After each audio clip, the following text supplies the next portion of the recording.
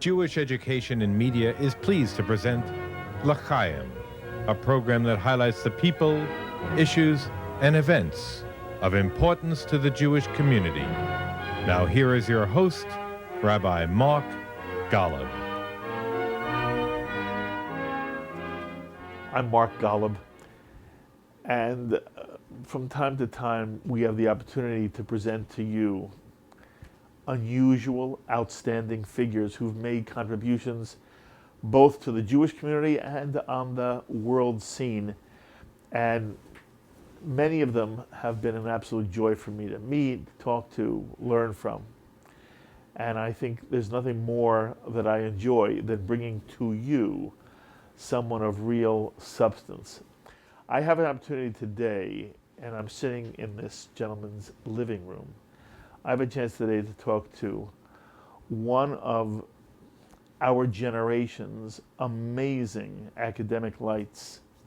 He's written more than 30 books, and as I've told him off camera, as a historian, he is recognized as the preeminent historian in his field. It doesn't mean he would be a good writer, but all of his books are extremely well written, and what I mean by that is they're accessible. Anyone with any affinity for reading can pick up one of this man's books and feel that he's talking to them in a way that elucidates and explains and addresses concerns of the reader. This gentleman has written, as I said, more than 30 books. He is known as the first true historian of the Middle East. He's the first to bring historical methodology to the study of his field, and he is the world-renowned Professor Bernard Lewis, who has graced Princeton University since 1974. Before that, he was born in Britain, and he was drafted into the British Army. He was placed first into a regiment tank, but he ended up in intelligence, then went on to chair the University of London's Near East and Middle Eastern History Department, became the absolute world preeminent scholar in issues relating to Turkey, and then from there became known for his writings on the Middle East in general, and more specifically, the world of Islam. He has been turned to by not only academicians, but also heads of state. And one of the things he writes about in a recent book is a meeting he had with people like Gaddafi. And he is also known for having been at least looked to by the Bush administration, has had a relationship with former Vice President Dick Cheney. And he's written a number of books which I've been privileged to have in my library over the years. One of them was What Went Wrong by Bernard Lewis, then The Crisis of Islam, Holy War and Unholy Terror, and then most recently, and as we're taping, by the way, Bernard Lewis is 95 years old? 96 years old. Amazing. And he has written a memoir, Notes on a Century, Reflections of a Middle East Historian, with a foreword by Bunsey Ellis Churchill, who is very, very dear to him and has inspired him in many ways. And I have asked him if I could sit with him for a while, and you have very graciously welcomed me into your home and said that you would talk to me. And I want you to know it is a thrill for me to be able to sit with you. And I've watched you, I've studied with you, I've learned from you for years and years and years. And now I get a chance to talk to you. Thank you so much for joining us on Shalom TV and this L'Chaim program. Thank you. Thank you. You're very kind. One question about your own background, which is now something that is being talked about because of the memoir. You write about how you first fell in love with the Hebrew language as a child studying for bar mitzvah. And I was wondering to myself as I read this about you, It is clear that you did not come from an observant Jewish home. And yet there was something about your home, Jewishly, that moved you and touched you. Can you talk about that for a moment? Yes, my family were what we used to call in England twice a year Jews. I don't know if you've heard the expression. We do. We have a similar expression among American Jewish life. Twice a year Jews. Once a year meant Rosh Hashanah and Yom Kippur. Yes? And the other was Pesach. Yes. My mother kept a kosher house. Ah. But they weren't very fussy what they had outside. Okay, right. We did not go to synagogue except at Rosh Hashanah, Yom Kippur, and Pesach. Okay. And the point when I really became involved was when they were preparing me, when they decided they had to prepare me for my bar mitzvah. Okay. And by the way, were you perfectly comfortable as a young 12, 13-year-old with the idea of having a bar mitzvah ceremony? Oh, yes. Okay. I mean, it was normal. I mean, in the circles in which I moved, there were Jews and other people together, and it was normal among Jews to be bar mitzvah and other. Where were you? Where were you in Britain at this time? In London. In London. Okay. Yes. So when the time came to prepare me for my bar mitzvah, my parents looked around to find a teacher to prepare me, and I think it's my supreme good fortune that the teacher they found was a real scholar. And for me, it was an exciting experience. I was always interested in languages, and I was always interested in history. Even as a child? Even as a child. I mean, when I was at school, in England in those days, when you went to school, you had to learn French and Latin. So I had to do 2 languages at school. And then at a later stage, you had to do the third one, German. So and I was good at languages, I was good at history. These were my 2 best subjects.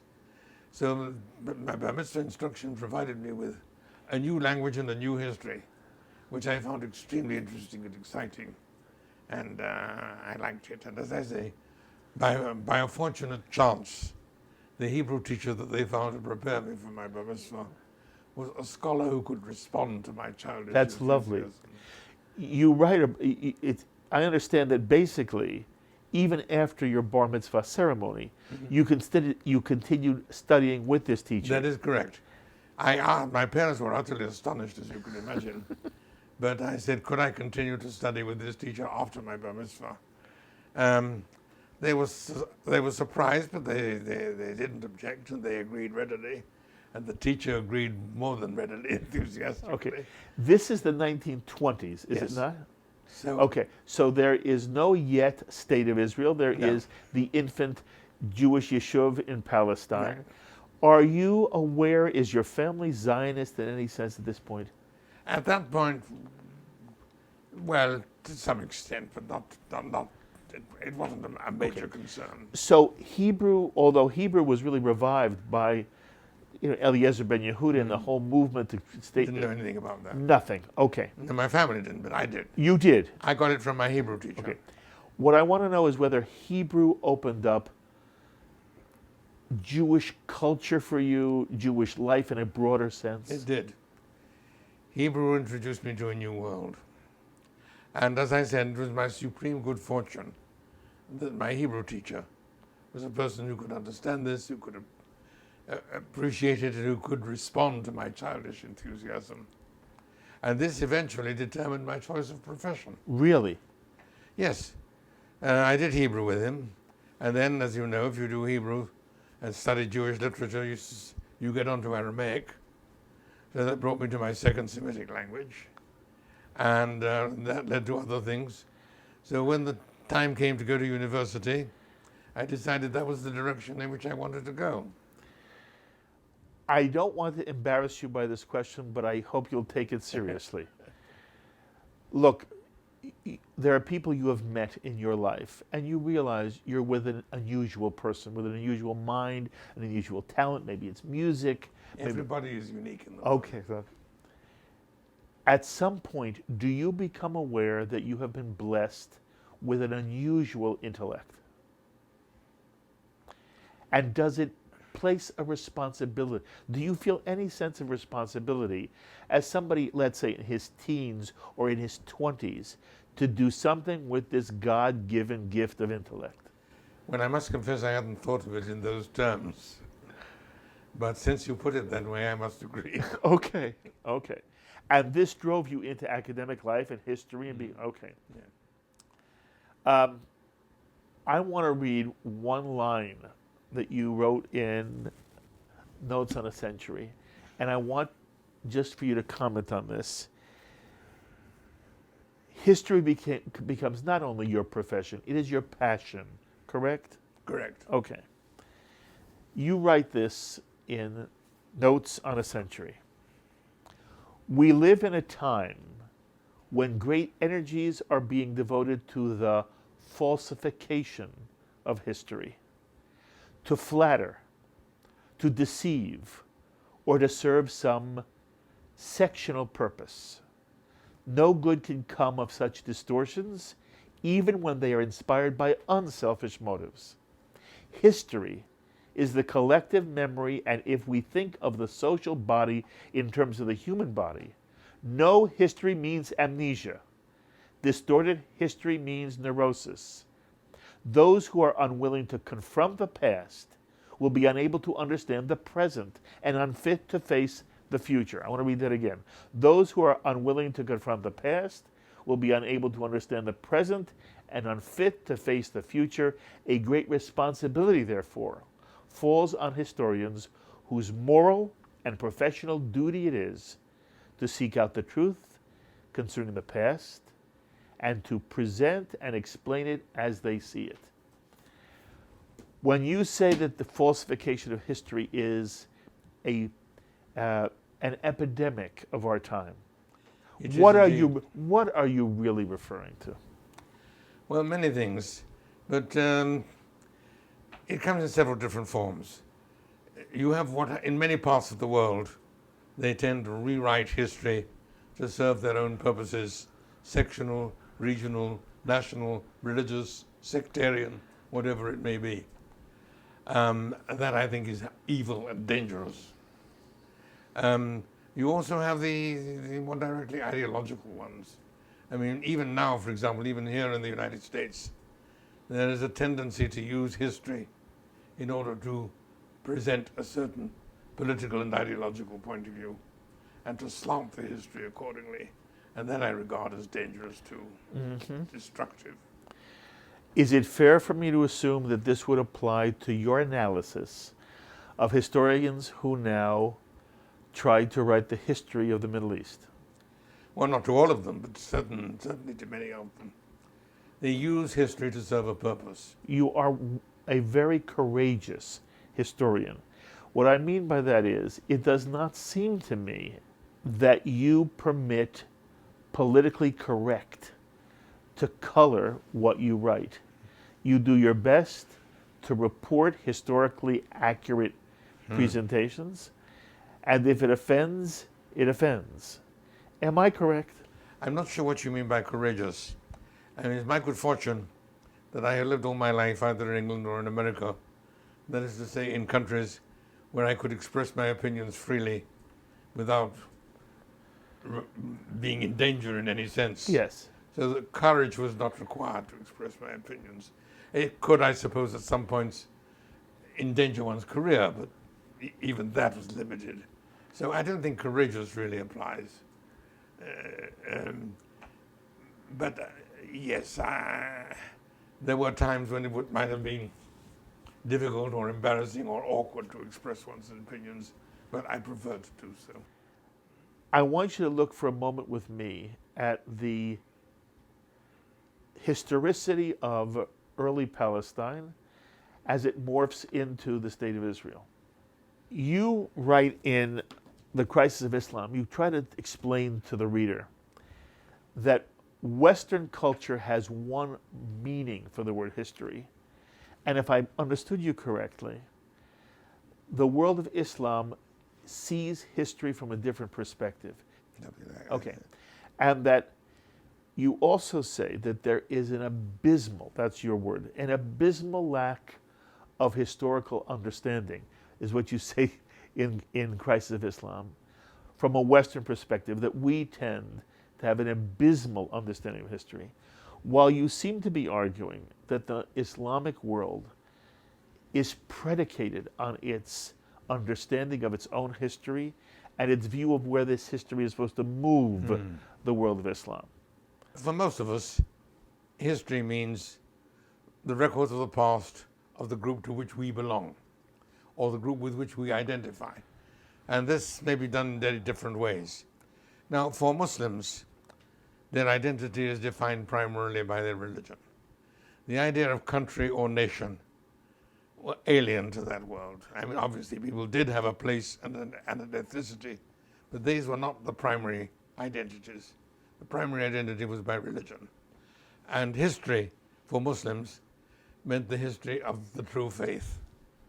And its spread, its struggles, its victories. And if Muslims are always very interested in history. I mean, there are some societies which just don't pay any attention to history. They don't regard the past as important. The Muslims always did. For them, history was very important. But Islamic history, the history, the meaningless gyrations of ignorant barbarians is of no interest or value. So the history meant the history of Islam. And this they did record and preserve very carefully and keep very full and detailed records of it. So that they have a very rich historiographic tradition and a vast historical literature. But of course, it reflects a certain point of view, Yes. or rather a group of points of view, because they didn't always agree among themselves. The Jewish people have always seen themselves as a people, an a nation. And we wanted to return to our homeland, Eretz Yisrael. We understood there was an Arab presence in the Middle East and in Palestine and in Eretz Yisrael. But we always understood this to be our nation homeland. You also go to great pains to explain in your book the extent to which, when the Muslim Arab uses the phrase Holy Land, he's really talking about Arabia. He Not the isn't. Hijaz. Okay. Is he talking about Eretz Yisrael as well? Okay. If that's true, why is Eretz Yisrael now so volatile and important to the psyche of the Palestinian, who seems now, and the Arab world as a whole, seems now to be concentrating on the fact that they want that piece of real estate, and that in some way there's a feeling that there should not be a Zionist presence on that piece of territory. If that's not their holy land, and it is ours, why are they making the issue? It is a feeling in the Muslim world that it is their task to recover all the lost lands of Islam. And that doesn't only apply to Palestine, it applies to Spain, in Portugal and the Balkans. They feel that very strongly. The historical process has to go through three phases.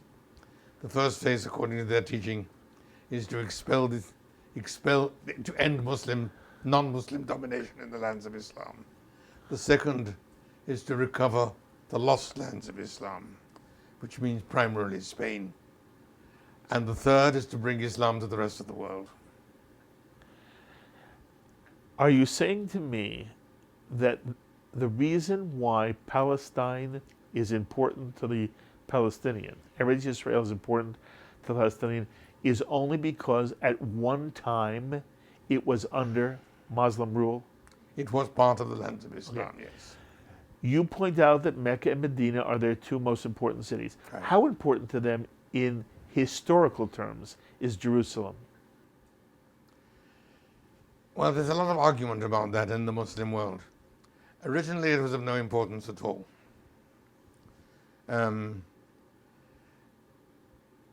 There was a brief period when there was a rebellion in Arabia, and the Caliph in Damascus lost control of the holy places of Islam. So he decided to have a sort of local pilgrimage and established it in Jerusalem. But then he recovered control of the holy places, and that ended. That was the only period when Jerusalem was regarded as holy. Otherwise, it wasn't.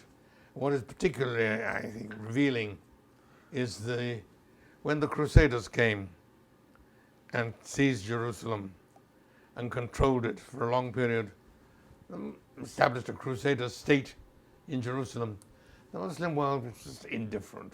They paid no attention to it at all. They just didn't bother. They weren't concerned. It was when the Crusaders committed the supreme folly of attacking the Hijaz. That was what launched the counter-crusade, which eventually led to the expulsion of the Crusaders.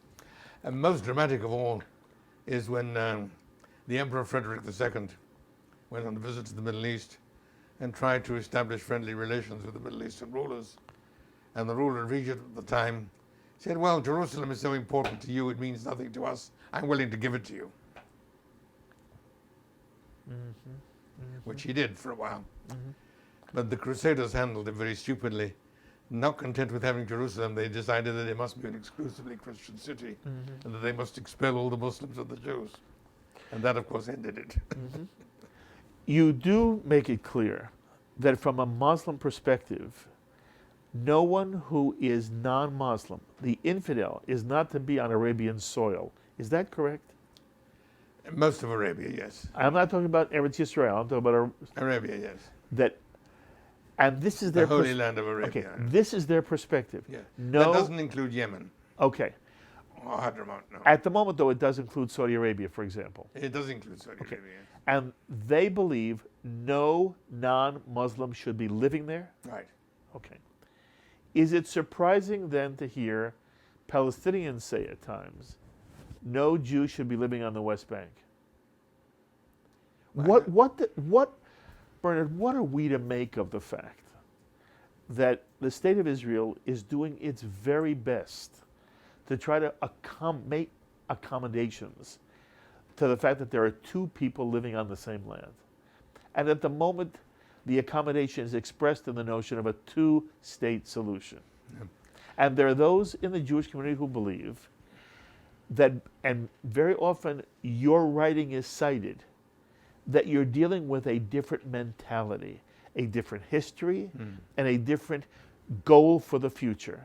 And that the Palestinian people and their leadership can never make the kind of compromise which a Western mentality would be willing to make. To what extent, when you look at this Middle East conflict, where do you feel the problem of Islam comes, and is there a way for the State of Israel to ever live side by side with an Islamic state? I would put it this way. The question is, what is the conflict about? Is it about the size of Israel, or is it about the existence of Israel? If it's about the size of Israel, then it's a normal frontier dispute, like Alsace-Lorraine or Texas or so many others in human history. And it means that after perhaps even centuries of struggle, sooner or later a compromise can be worked out and agreement reached. If, on the other hand, it's about the existence of Israel, then there is no compromise between existing and not existing. And the struggle will continue until the Arabs either accept the existence of Israel or achieve their purpose. Are you saying that you really believe it's the latter? That it's not about... For the moment, it's the latter. It is the latter. For the moment, the latter is the predominant attitude. But there are signs of change. The signs of change come when the Arabs see themselves confronting a greater danger, a more dangerous enemy than Israel. And this has happened from time to time. Why did Sadat suddenly decide to make peace with Israel? The answer is Egypt was becoming a Russian colony. I used to visit Egypt quite frequently at that time. And the Soviet presence in Egypt was much more offensive, much more visible than the British presence had ever been, even at the height of British power, which I'm old enough to remember. An Egyptian friend of mine put it very well. He said both the British and the Russians treated Egypt as their cow. He said the difference was that the British wanted milk, the Russians wanted beef. But you say that now there are signs that give you hope? Yeah. Now there are signs that give me hope, again for the same reason, confronting a greater danger. The danger of Iran and the danger of Islamic radicalism. I mean, I think there are people now who realize that the Arab world faces worse enemies and greater dangers than Israel. And that may lead them, it has already led some of them, in the direction of compromise and acceptance. Interesting. You do try to make it clear that the Muslim world does have one sense of religious unity. Yes. Not ethnic unity, not national unity, but religious unity. Yes. Why is Iran, which is a Muslim country, threatening other Muslims Iran is Shiite as opposed to Sunni? as opposed to Sunni. Do you feel the United States of America is in a war against Islamic extremism? Yes, I do. And would those who would make war on the West and on America use terrorism as a device? And that is so. Okay. Are you ever concerned that there is a lack of appreciation within America for the extent to which we are in a war with Islamic extremism? Yes, I am concerned. I feel there is insufficient understanding of what is happening in the Islamic world. Insufficient readiness to follow what is being said among the Muslims themselves. One of the problems is language. Yes. In the modern world, we have radio, television, and all the other things, and a lot is being said very publicly, but it's being said in Arabic and in Persian and in Turkish, and we have to rely on translations. And I had occasion once to compare the summaries and translations of Arabic broadcasts prepared for the British and for the American governments. Both British and American governments had elaborate listening apparatus to follow Arabic broadcasts and to prepare reports on them. And of course, the people who prepared them were for the most part, if not entirely, Arabs. And it was interesting, the Arabs employed by the British government generally toned down anything anti-British and emphasized anything anti-American. The Arabs employed by the American government did the exact opposite. They emphasized anything anti-British and toned down anything anti-American. I mean, the motivation is obvious. They wanted to have good relations with their employers. And, but the difference was very striking. Mm-hmm. It always amazes me that we don't seem to have people who are both competent to listen and to translate and then to publish what is being said in the Arab world. Why is that? Why isn't there, even in Israel, I'm told, that there is not enough of an understanding of what you understand is being said in the Arab world? Why is that? There's a famous saying, the German poet, against stupidity the gods themselves fight in vain. Is it just stupidity, Bernard? What else can it be? An unwillingness to face reality. And it could be that, which is different than stupid. Yeah. Although it's stupid to do that. Yes. Yes. So, do you feel that there are people who are in positions of responsibility in the United States, in Israel, who do understand it as you understand it? I don't know. Mm-hmm. I wish I could say yes. Okay, that's very honest of you. I appreciate that. In America, Jews are part of the liberal community by and large. Mostly, yes. And the liberal philosophy goes like this.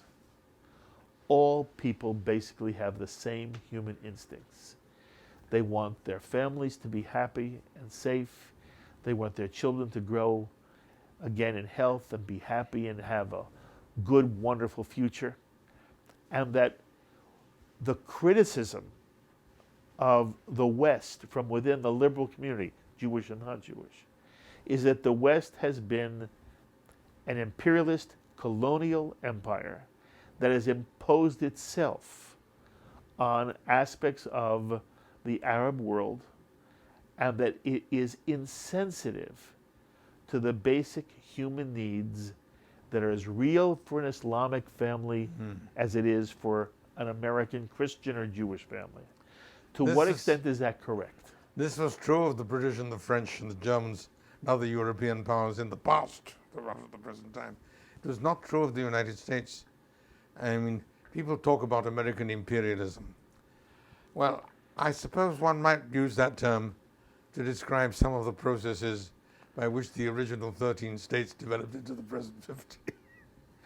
But as applied to American policies in the Middle East and other parts of the world, it is absurdly inaccurate. I mean, what is imperialism? Let's take the two classical examples.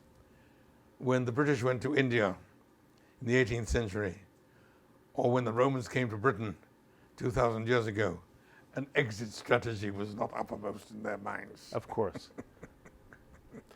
How do you answer those who would say that, lo and behold, it was British, French, and later American imperialism which allows America to go into Kuwait in the Gulf War to fight to get Saddam Hussein out, and who in essence have been supporting Israel against the Palestinians since 1948. Well, all I can say is that people who use the term imperialism to describe American policy in the Middle East are showing ignorance of one of two things, either of American policy or of English lexicography.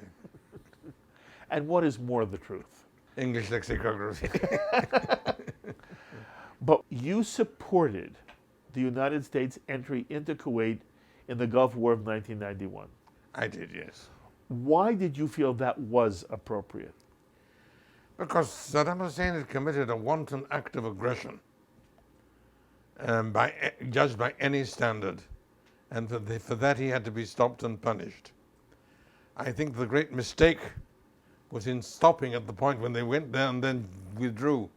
I suggested at the time, when they went to Kuwait and then went back, left it. I suggested at the time that the operation should have been named Kuwaitus Interruptus. But you do write in your own book that the Muslim world, the Arab world, did not view America's intervention in Kuwait as positive. The idea of the infidels in the Holy Land of Arabia was obviously offensive. Yes. But there were others who complained and said, why didn't you go ahead and finish the job? You are supposed to have supported the invasion of Iraq, and you say that you are being misquoted. Is that correct? That is correct. What was your position about the Iraqi war? And my position was this. The north of Iraq was independent and was functioning very successfully. At a certain point, the Iraqis made a proposal to establish in the north of Iraq a provisional government of free Iraq. They did not ask for any military or financial help. All they asked for was diplomatic and political help. And they said that would help them. Now, I thought this was a splendid idea. I mean, a government of free Iraq established by Iraqis in Iraq would have been very effective, very powerful. All they asked, as I said, was political and diplomatic help. And they didn't get it. Instead, they got the invasion, which I thought was a disastrous mistake. I said so at the time, and I still think so now. Were you worried back then that there were weapons of mass destruction which the United States had to go into Iraq to ferret out and destroy? I didn't know anything about that. Okay. So when you were quoted by individuals, you were being really misquoted. Yes. Okay. Come back now to the Israeli-Palestinian conflict. On the one hand, you've said, yes, there is an Islamic mentality.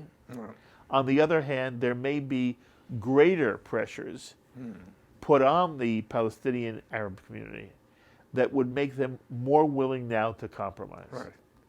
When they face a greater danger, a worse enemy, then they're willing to compromise. This has happened several times. Okay. If you were talking to those in the Jewish community who argue, Bernard, the Palestinians have only one agenda for Hamas and Fatah, which they claim is the same. I'd love to hear whether you think they are or not. Hamas and Fatah view Tel Aviv the same way they view Hebron.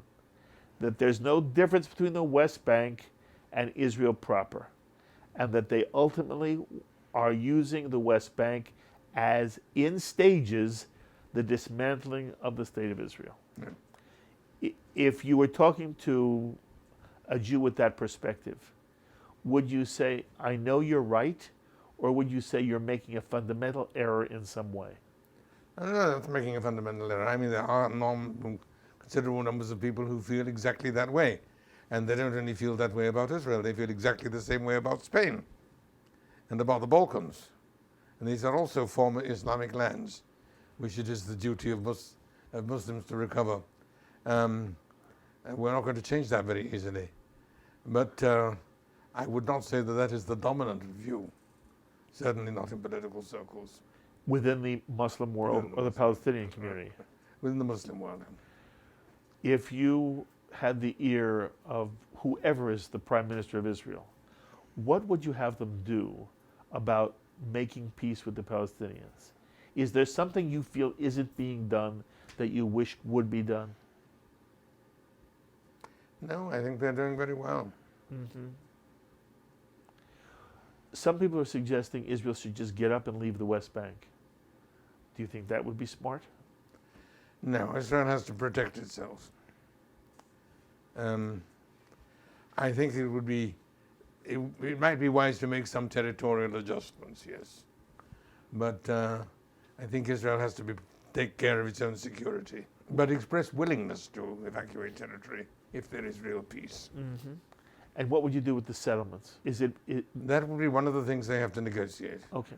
And I mean, why, for example, I mean, there are lots of Arabs living under Israeli rule.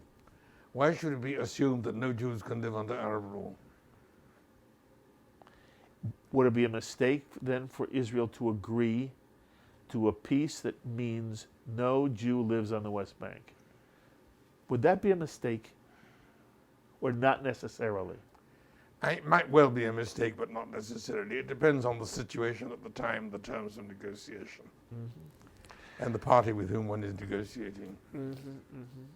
At the moment, Bernard, are you optimistic or pessimistic about the struggle between Islamic extremism and the West represented by Israel and the United States? Well, I'm a historian. My business is dealing with the past, not the future. That's true. But if you ask me what I think is going to happen, let me put it this way. The entire Arab world has no resources other than fossil fuels. There was an Arab committee which published a report not long ago, which produced the astonishing figure that the entire exports of the entire Arab world, other than fossil fuels, amount to less than those of Finland, one small European country. They could have said less than those of Israel, but that would have been too painful. That means they face a grave danger. Sooner or later, fossil fuels will either be exhausted or superseded by other sources of energy. And when that happens, they will have nothing.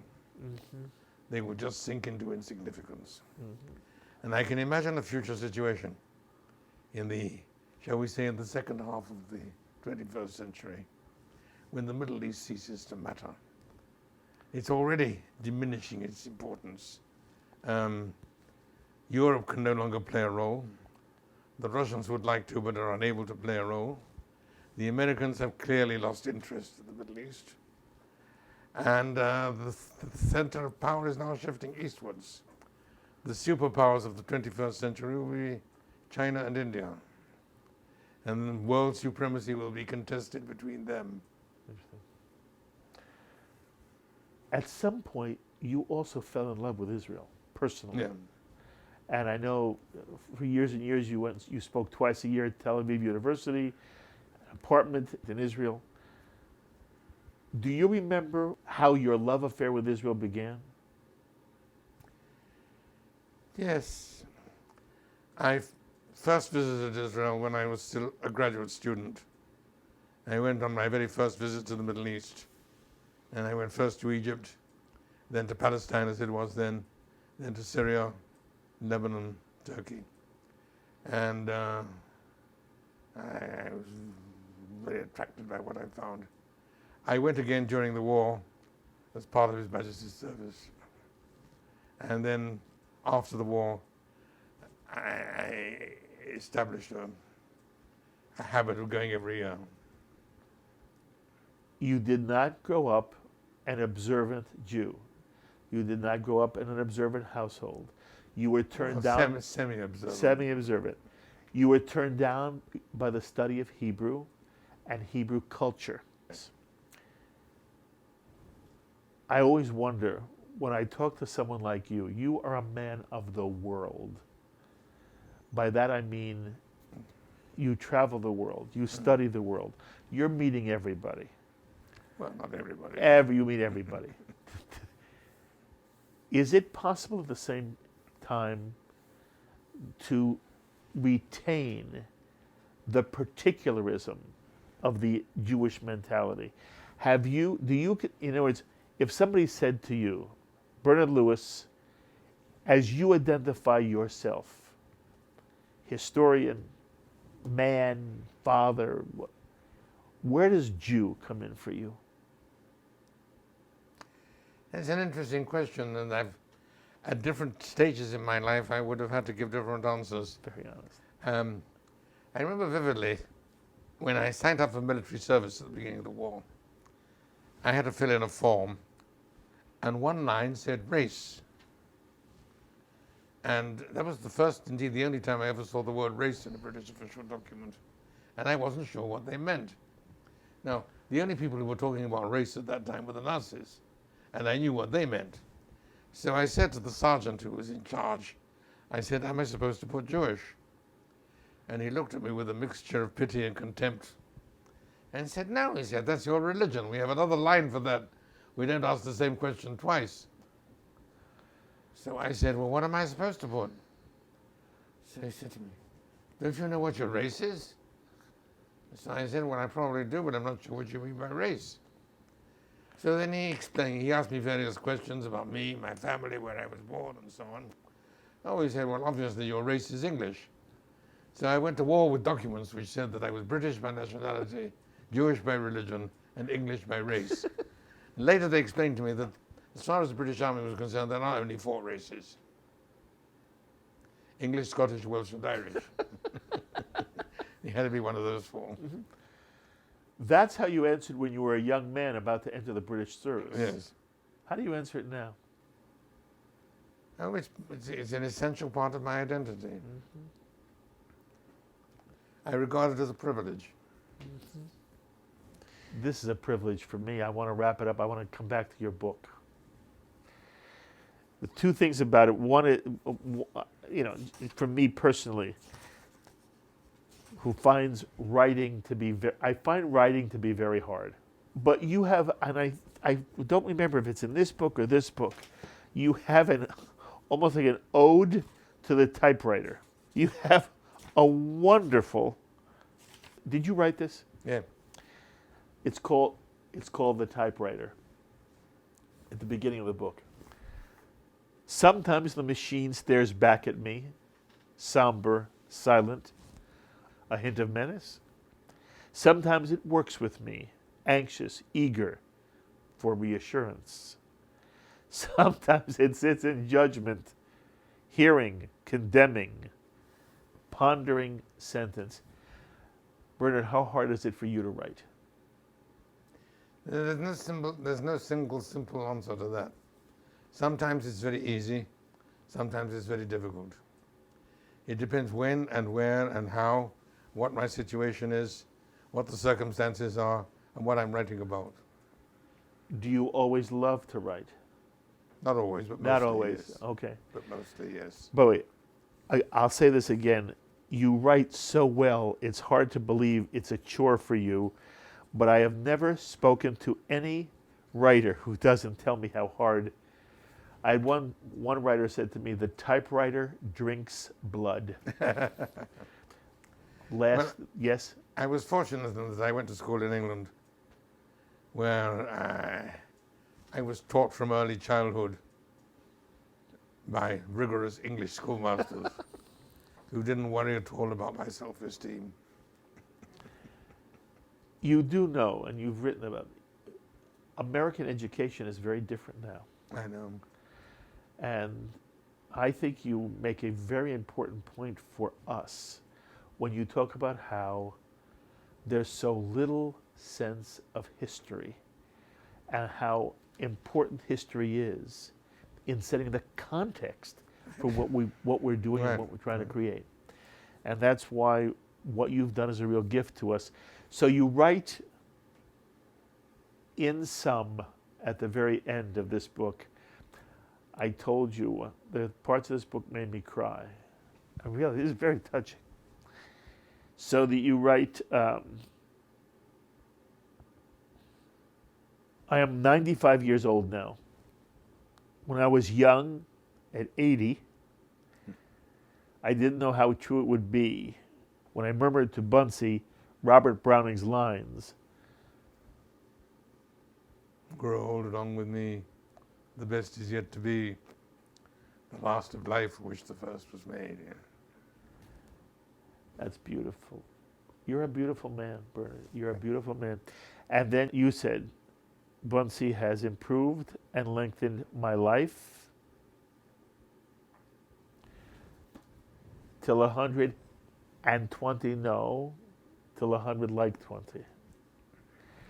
May you continue to enjoy all that life has to offer. Thank you. May you still continue to think, grow, write. It has been an extraordinary honor for me to meet you. I wish you kol Thank tu you. v'hatzlacha, Thank only you. success and health to you. Thank you. Thank you very, very much. And that was my meeting with one of the world's greatest historians, Bernard Lewis, who has written a whole host of books. His most recent, Notes on a Century, Reflections of a Middle East Historian. And if you can pick it up, it is a wonderful, easy, brilliant read. And you've heard me quote some of it, and I am really impressed by everything that this man has done and written, and it's an extraordinary honor for me to be in his living room with people he loves. And I thank you very, very much. As always, I invite you to be in touch with me with any thoughts or comments you may have. And if you want to be in touch with Professor Lewis yourself, you can email me and I will forward your emails on to him. Please email me, write me, post on our Facebook wall, tweet me. I look forward to hearing from you. Until the next time, I'm Mark Golub. L'chaim, my friends, to life.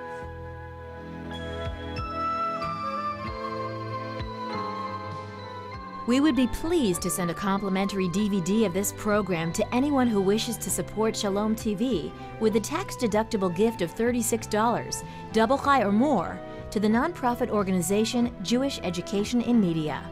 Simply visit the Shalom TV website homepage and click on the Donate button to make a donation by PayPal or your credit card. And please indicate the program for which you would like a DVD. Or you can send your tax-deductible check made out to GEM.